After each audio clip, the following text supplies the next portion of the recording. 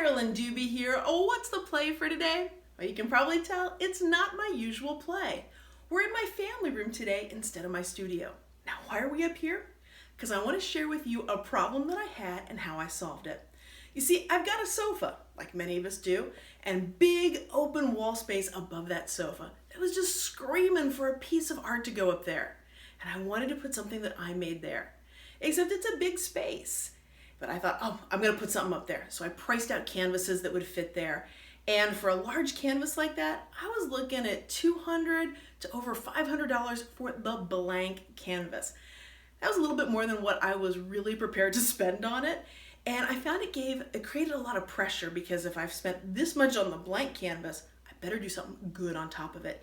And I better not ruin it. Well, whenever I start thinking that way, I know I'm heading into trouble. So I started thinking, what else can I do? One, I didn't want to spend that much money on it. And two, I didn't want that kind of pressure. I wanted it to be fun, and fun to make and fun to put up. And then I realized, wait a minute, I've been really enjoying paint pouring. I could put paint pourings up there. Now, not one big giant one, because I don't have that kind of space for it. And again, that big canvas, there comes all that pressure again. But I've been doing lots and lots of 8x10 canvases because they're so fun. They don't take a lot of space. They're fun to do. It's very freeing. There's no pressure with it. And I realized I could use those to create one big piece of art on my wall. So that's what you're going to see in this video, is how I get those up there. And by the way, there is such an easy way to put those up there that is not about stressful hanging. There'll be no marks in the walls. Anyway, you're going to see this entire process here in this video. There's only one canvas that you need to level up and get centered, and that's your very first one. This one's going to be in the middle, and before I actually stick it down, I'm using a level to make sure that it is completely level. This is the only one that I have to do it to, because this one is going to determine where all the rest of the canvases go.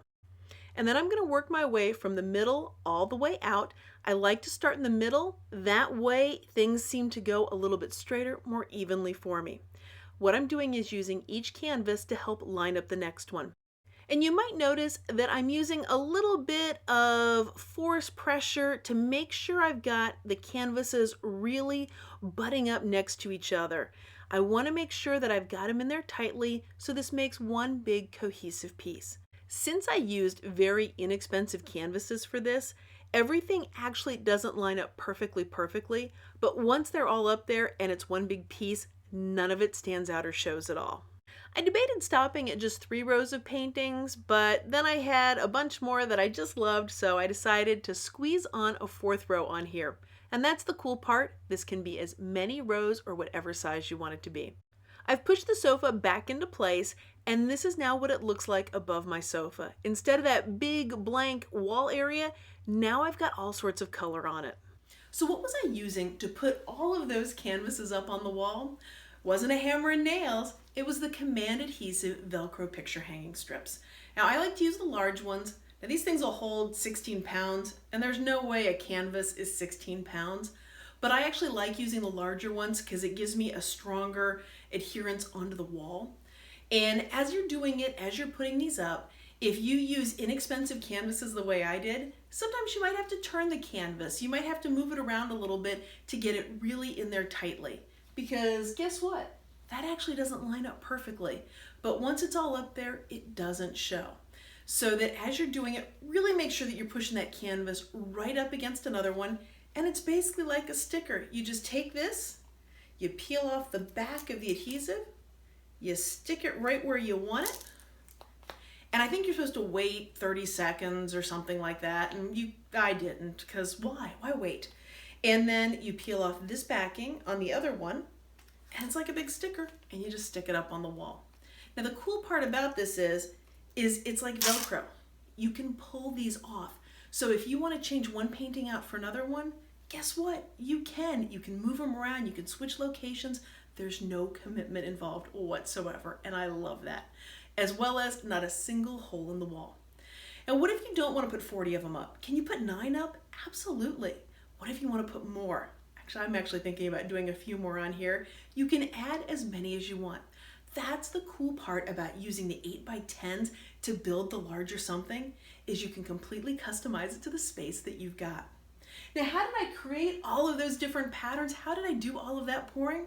Well, I've been doing a lot of pouring because I wanted to understand why it was doing what it was. There's a science behind it. It's not random, it's not guesswork. And once I figured out what was going on, it made it even more fun to make the paintings. Now, if you'd like to know how to do paint pourings, I've got some videos linked down below for you so you can check those out. And I also have an online workshop called Paint Pouring Fundamentals where I really go into depth and really break it down so that you know how to mix up your paints.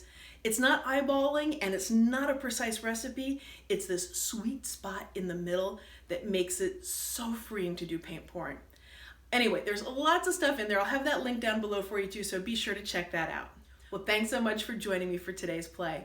I hope you've enjoyed this video, and of course, if you'd like to see more of them, hit that subscribe button. That way you'll know as soon as I have a new video out. Thanks so much for letting me be a part of your colorful journey.